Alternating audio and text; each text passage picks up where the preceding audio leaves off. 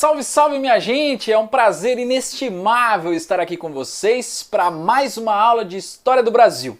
O tema da aula de hoje é Getúlio Vargas, governo democrático de 1951 a 1954.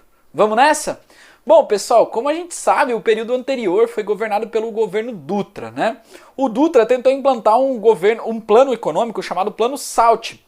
Esse plano econômico ele demorou para ser implantado, mas as experiências anteriores ao Plano Salt deixou a economia brasileira mais ou menos em frangalhos. Então o Dutra não saiu tão bem quanto havia entrado, principalmente por conta do apoio do Vargas, e o Vargas, que havia ganhado as eleições legislativas para ser um legislador brasileiro naquela época, pouco fez dentro do parlamento na Constituição de 1946. Ele ficou mais recluso em São Borja, recebendo as lideranças políticas e construindo a sua candidatura para 1951 assumir. Pois bem, as eleições de 1950 colocaram frente a frente três candidatos importantes aí. O primeiro deles era Getúlio Vargas, que agora tentava disputar através da eleição, mais uma vez, o cargo de presidente da República. O partido antigetulista, e também liberal na economia e conservador nos costumes, lançou novamente o brigadeiro da aeronáutica chamado Eduardo Gomes.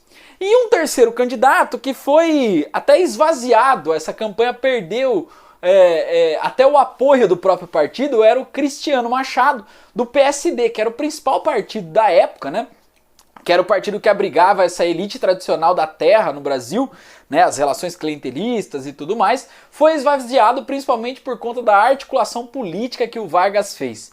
Que articulação política é essa, Cláudio? Bom, a articulação política que o Vargas fez foi tentar construir uma coesão em torno do seu nome. Essa coesão em torno do seu nome levava a cabo pessoas de diferentes espectros ideológicos e posicionamentos políticos e econômicos diferentes também. Então, o Getúlio Vargas ele tratou logo para tentar construir uma campanha forte, uma união entre progressistas e nacionalistas, por exemplo, com base sindical, de operários, de uma classe média urbana, mas também tratou de arrastar consigo, uma parte dessa elite tradicional da terra que estava dentro do PSD. Então alguns conservadores inclusive nessa política econômica industrializante que o Vargas tinha anteriormente. Então o Vargas tem uma grande tarefa, caso ele ganhe a eleição, e ele vai ganhar, ele tem uma grande tarefa nesse governo. Qual é? Tentar conciliar os interesses dos conservadores e dos nacionalistas, progressistas, dentro de um mesmo governo. Você vai falar, Cláudio, mas já me falaram que o Vargas era um habilidoso político pra caramba, então é bem provável que ele vai conseguir. Não é bem assim. O Vargas era habilidoso político por conta de uma determinada situação histórica. Se a gente lembrar a primeira parte aí da era Vargas, de 30 a 45, praticamente o Vargas governou com o legislativo fechado. Ou seja, o Congresso não palpitava nas decisões políticas do Vargas. Então o que ele tinha que negociar é com os agentes políticos nos bastidores. E agora, com o Vargas ganhando a eleição, numa grande diferença, até de 20% com o Eduardo Gomes, o Vargas tem quase 50% dos votos aí, o Eduardo Gomes com menos de 30%, o Vargas agora tem que se atentar aos trâmites, burocráticos administrativos do Estado brasileiro. Então não era uma tarefa fácil para o Vargas, e o Vargas, como a gente sabe, principalmente na lida com os opositores, sobretudo os comunistas, o Vargas colocou na cadeia esses opositores, através da Lei de Segurança Nacional. Então agora o Vargas tem que governar o Brasil dentro de uma república liberal, que não é muito o seu perfil. Então já tem um contrassenso aí para o Vargas resolver. Nós precisamos lembrar também que o Vargas, ele tenta emplacar essa política que ele constituiu na primeira era Vargas de todo modo, o populismo, ou seja, essa aproximação constante da população, e tentar trazer benefícios para essa população. Então nós estamos falando de uma população agora que ela está crescendo, dentro das cidades. Então, se você oferecer um direito ao trabalhador urbano, consequentemente, esse direito ele tem que caber no orçamento. Um orçamento agora é um direito que vai afetar, abalar o orçamento brasileiro e dificilmente dá para praticar conciliação. Vai ter que fazer escolhas, porque obviamente nós estamos vivendo um período, né, em que está acontecendo o êxodo rural, né, e consequentemente esse êxodo rural acontecendo, nós temos uma população urbana crescente e todo o direito dado a essa população urbana crescente, consequentemente, reflete muito na economia. Diferentemente de 1930, 1931, 1932, onde a população começava ali o seu êxodo rural. Então, populismo é um aspecto importante, o Vargas vai tentar, né, lidar com esse populismo, praticar política com esse populismo. O segundo ponto, o trabalhismo. O Vargas vai tentar de todo modo emplacar essa política econômica também dentro do seu governo democrático de 51 a 54, tá? Pois bem, por que ele vai tentar? Porque junto com ele tem sindicalistas, tem uma classe trabalhadora urbana que espera isso do Vargas, né? Que apostou as suas fichas no Vargas por tudo aquilo que ele fez naquele período anterior. Tá? Então ele vai ter que lidar com essa situação e ele vai tentar emplacar o trabalhismo também. E também o desenvolvimentismo, que é uma política econômica nacionalista, tá? E nacionalizante. Então, de certa forma, ele pode encontrar um freio, né, nessa política nacionalizante da UDN, que tinha uma outra perspectiva econômica, que era, na verdade, uma perspectiva do ponto de vista liberal, né, abertura das barreiras tributárias econômicas brasileiras. Então isso significa que ele já tem 30% de oposição dentro do Congresso e 30% de oposição social, né, que foram os votos do Eduardo Gomes, mas também esse nacionalismo não pega todo mundo dentro do PSD também. Então veja a situação do Vargas. Esse nacionalismo vai ter que ser lidado de uma forma assim, muito específica, né? O Vargas tenta criar logo no começo um Banco Nacional de Desenvolvimento, né? E tem muita dificuldade nessa criação para tentar orientar os investimentos econômicos no Brasil. O Vargas tenta reconfigurar uma lei de remessa de lucros que tinha sido estabelecida na Constituição de 46, né? E aí as grandes empresas no Brasil burlavam essa lei de remessa de lucros, né? Inflando os seus orçamentos aqui, o seu capital de forma artificial, para conseguir jogar esse lucro cada vez mais para fora, né? As multinacionais essencialmente. Então o Vargas tenta reformular essa lei de remessa de lucro, tanto para agradar os nacionalistas, né, mas também para tentar atrair mais investimentos. Só que é difícil fazer isso, concorda? Né? Se você vai limitar a remessa de lucros, consequentemente, você também vai limitar a vinda do capital estrangeiro para cá, que prefere, obviamente, uma anarquia, vamos dizer assim, um sistema sem regras para que, obviamente, o próprio sistema econômico crie as suas próprias regras, tá? Então, o Vargas fazia essa campanha progressista, né, essa candidatura nacionalista, mas também tinha um pé no conservadorismo para agradar essa parte, para ele conseguir constituir a maioria.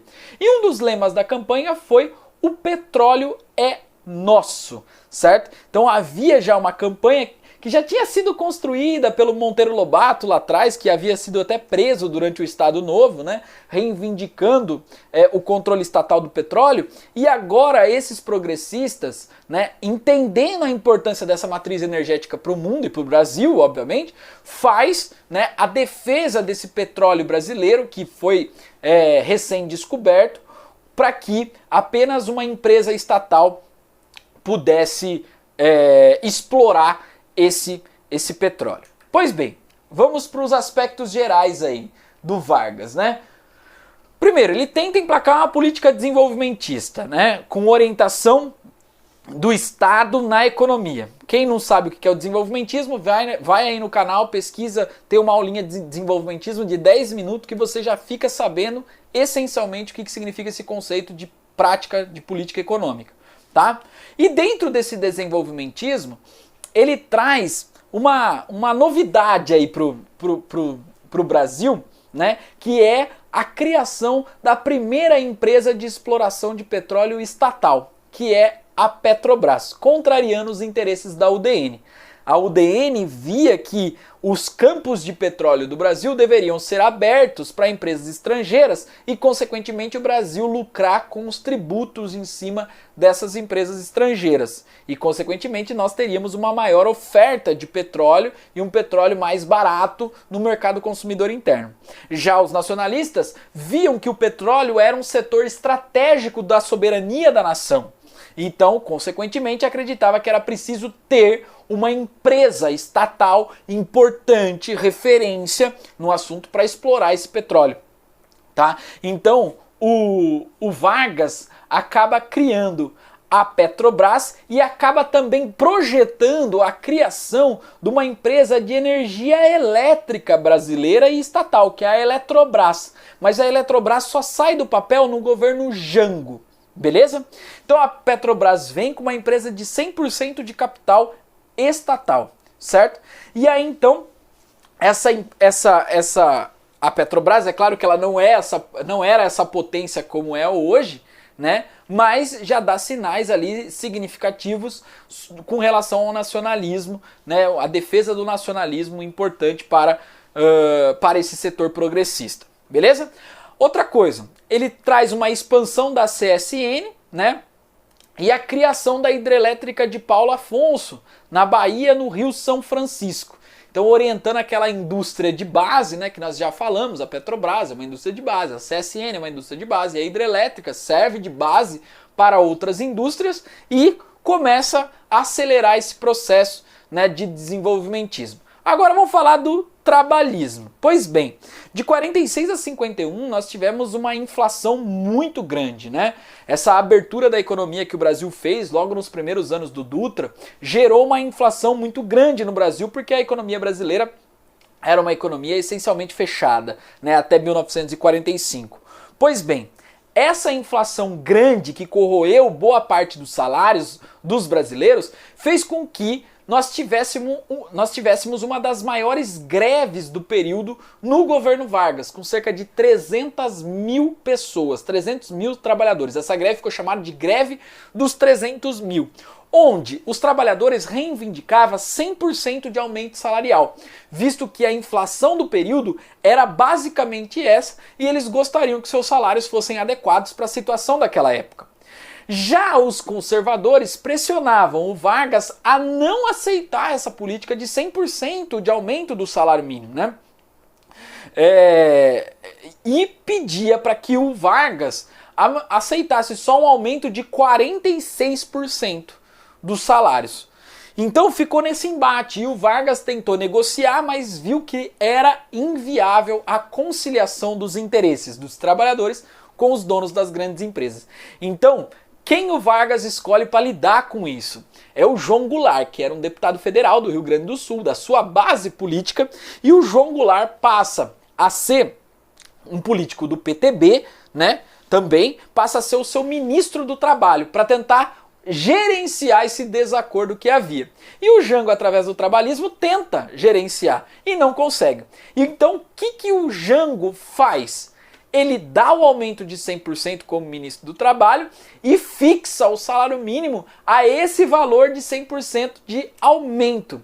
Isso gera um descontentamento enorme por parte dos empresários, por parte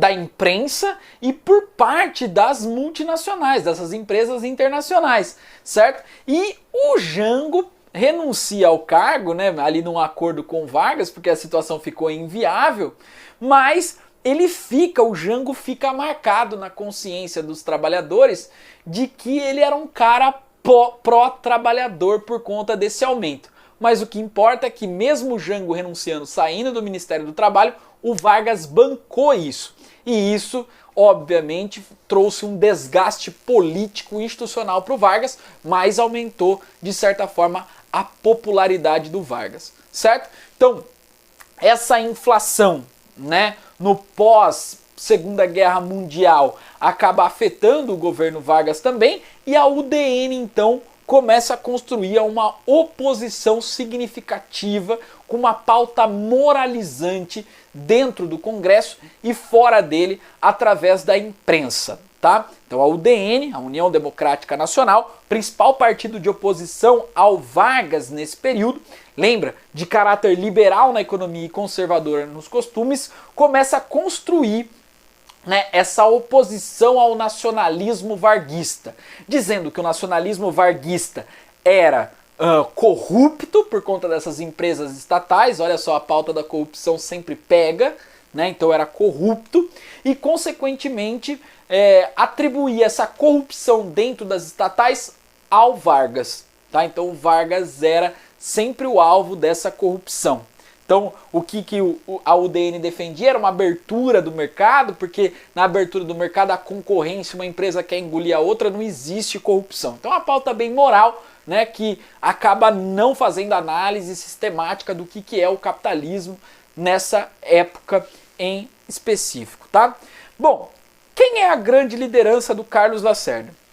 Né, num primeiro momento, a grande liderança da UDN, num primeiro momento, é o Carlos Lacerda. Né? Apesar do Eduardo Gomes ter sido 2 vezes candidato a presidente pela UDN, o grande nome é o Carlos Lacerda. Você vai falar, nossa, Cláudio, o Carlos Lacerda, eu já vi esse nome quando você deu aula de ANL, né? Aliança Nacional Libertadora. Verdade. Nós falamos lá, né, da ANL, nós falamos do Carlos Lacerda, e você vai falar, mas o Carlos Lacerda não era de esquerda lá em 1934, 1935? Era. Mas em 1939 ele rompe com essa tradição familiar, inclusive, né, de comunismo da sua família, e passa a ser a grande liderança do liberalismo no Brasil. E ele passa a ser, inclusive, a grande liderança de direita no Brasil, né, da UDN, inclusive por conta do seu jornal chamado Tribuna da Imprensa, que era um jornal no Rio de Janeiro bastante famoso. Né?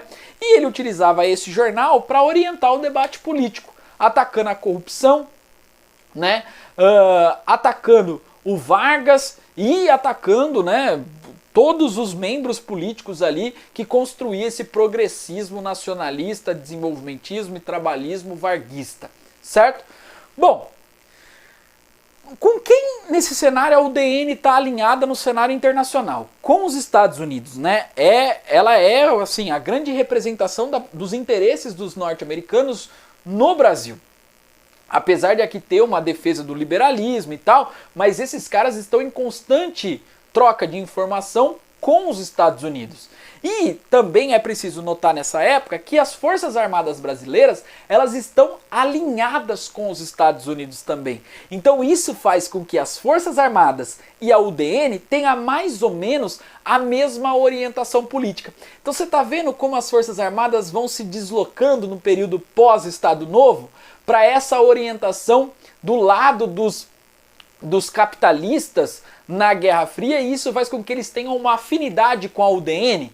Então o Vargas tem dificuldade de construir um movimento dentro das Forças Armadas. Então vejam, o Vargas nesse exato momento não tem muita força dentro das Forças Armadas, né? Tem popularidade, é verdade, mas dentro da política institucional ele não consegue governar porque ele não consegue constituir maioria, certo? Então isso gera uma indisposição, um embate, que o Vargas fica fazendo apelos à população para, de certa forma, pressionar o Congresso, e isso, de certa forma, constrange o Congresso, e o Congresso utiliza as armas que tem, fazendo denúncia moral contra o Vargas. Pois bem, o que acontece? Né? O Carlos Lacerda era conhecido como o maior inimigo de Getúlio Vargas. Eis que, no dia 5 de agosto de 1954, Carlos Lacerda estava dando uma palestra num colégio particular no Rio de Janeiro e, com sua escolta armada, sobretudo por oficiais da aeronáutica, ele vai voltar para sua casa e ele sofre um atentado.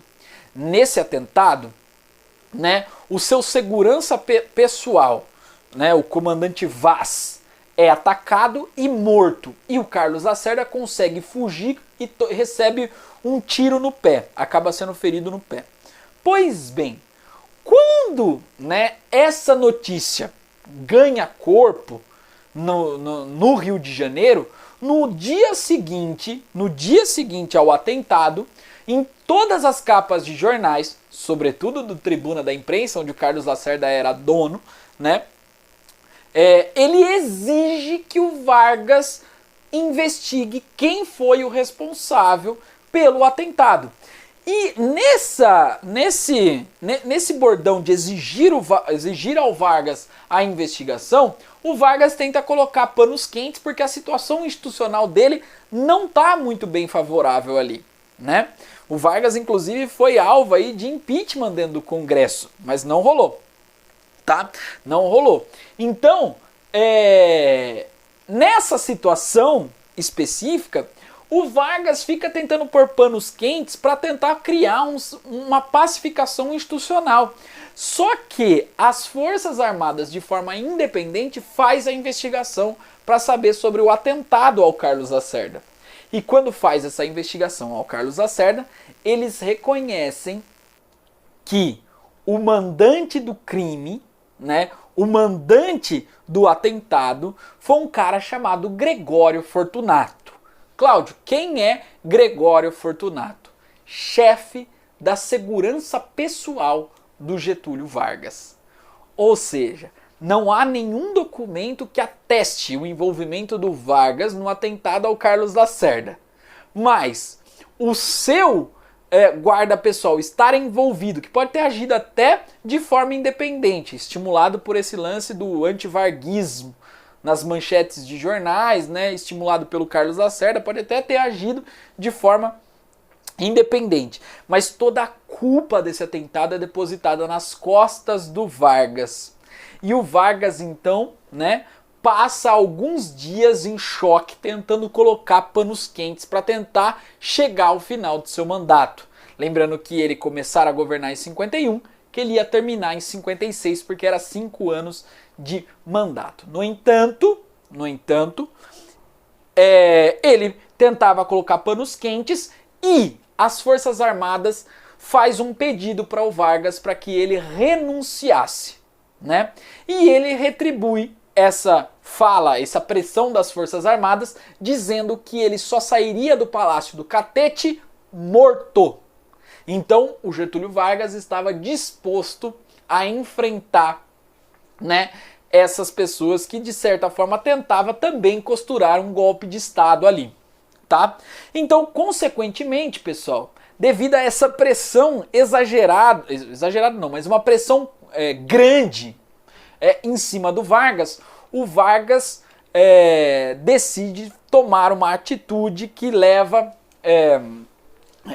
a consequências políticas superiores, futuras no Brasil, que é o seu suicídio.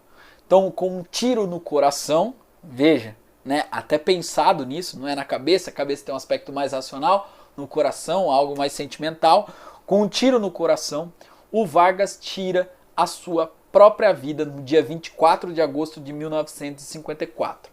Então, a oposição, né, que estava com o banquete preparado, né, que estava pronta para dar um golpe de Estado, articular um governo, né, essencialmente da UDN e das Forças Armadas, vê esse suicídio do Vargas e fala, opa, o que está acontecendo? E junto com o suicídio do Vargas vem uma carta testamento, certo? E essa carta testamento cheia de emoção, cheia de afetos políticos, ele trata a oposição como a culpada da pobreza, do fracasso do seu governo, da desigualdade social, culpabiliza essas pessoas que elas estariam atentando contra a soberania nacional e ele diz que ele está atirando a sua própria vida para ser julgado por Deus. Então a população se comove com isso, ele tem um funeral de mais de 80 mil pessoas acompanhando e as Forças Armadas junto com a UDN que estava prontinha para dar o golpe, recua por conta dessa mobilização popular e porque não tem uma situação histórica favorável para o golpe, porque não tem apoio popular para o golpe de Estado. Então quem assume é o Café Filho, que era vice de Vargas. E o Café Filho, pessoal, começa a abertura econômica do Brasil, né? Já que ele está no governo de forma legítima, que ele era o vice, né? E naquela época se votava, pessoal, em presidente, se votava no vice separadamente, não era chapa única. Então o Café Filho, né, que era aí do PSD, vai fazer um governo, né, de abertura política, de tentativa de atração de capital estrangeiro, que na verdade nada mais é do que a criação do embrião daquilo que foi o governo de JK.